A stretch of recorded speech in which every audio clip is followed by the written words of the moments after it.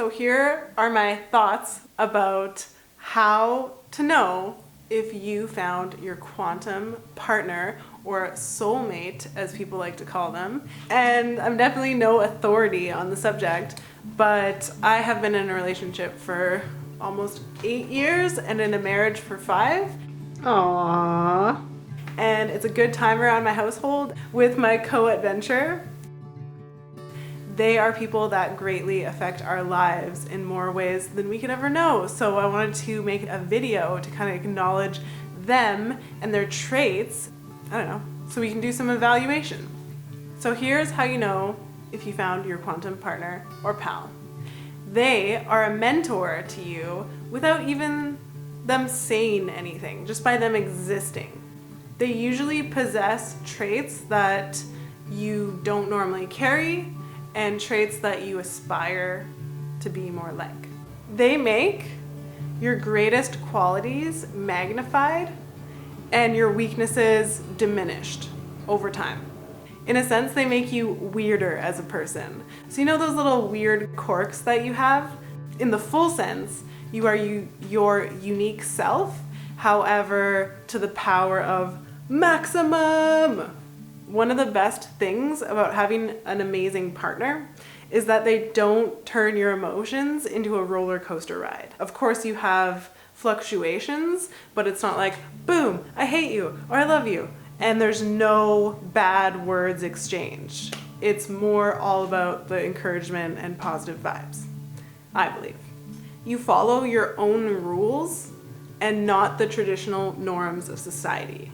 There is full and equal gender equality, and it's not about, oh, did you get me a present for Valentine's Day? Or Valentine's Day doesn't matter with your quantum pals. No, no public holiday does. The only holidays that matter are the everyday celebrations that you create with this person. You can speak to this person with complete honesty. Key. What is real? That's what I care about, because this person is your co-adventurer. That's what I call Tom. I don't even call him my husband.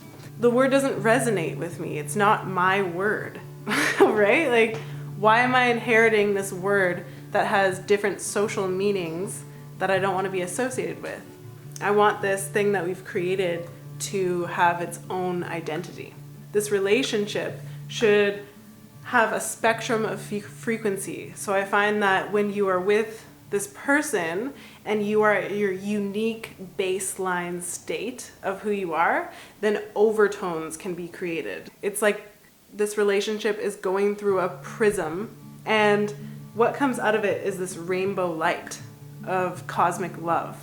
And I think that when you have found your soulmate, you don't rely on them so desperately, because you understand that there's this greater cosmic love, but you have chosen to create this harmony with this other person. And yes, we can acknowledge that there's different people that bring out different traits in us and different energies. However, you can grow something so strongly with commitment. When you have found the person that you want to spend your life with, you desire nothing more but to share beauty in this life and create something meaningful. Sometimes it feels like you are on a psychedelic adventure without even being on drugs. So there's this cinematic kind of quality at times, and the more we work on ourselves and the more mindfulness that we have, the more this can come out. Obviously, it's not super cinematic all the time, and we get into these habitual patterns, but the key is having these qualities within your pal base. We don't have that much time in our days, so we want to craft our universe and our reality with who we hang out with and who we spend the most time with, because who you hang out with is what gets manifested through you. So that's kind of what I look for in a person, in a friend, in a partner. Comment below if I missed anything that you think should be added to the list. Thanks so much for watching. Cheers, and we'll see you really soon. Bye. Read me a story in the Tao of Physics. One of the principal polarities in life is the one between the male and female sides of human nature. As with the polarity of good and bad or of life and death, we tend to feel uncomfortable with the male-female polarity in ourselves, and therefore we bring one or the other side into prominence.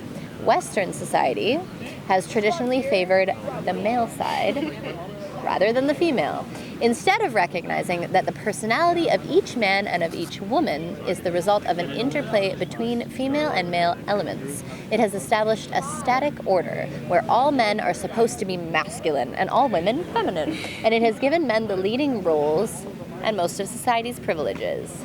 In Eastern mysticism, these female modes are developed, and a unity between the two aspects of human nature is sought. A fully realized human being is one who, in the words of Lao Tzu, knows the masculine and yet keeps to the feminine. The dynamic balance between the male and female modes of consciousness is the principal aim of meditation, and is often illustrated in works of art. And there you have it.